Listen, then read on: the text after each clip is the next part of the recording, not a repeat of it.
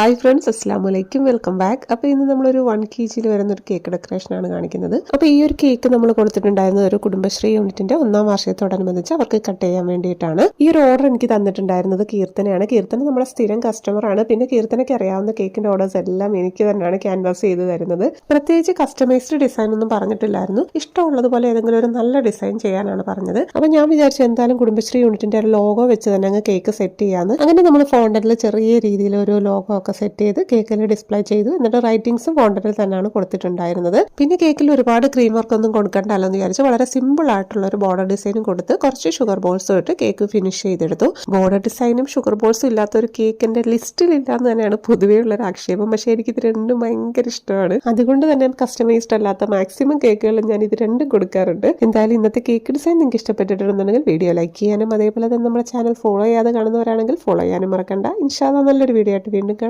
Thank you for watching.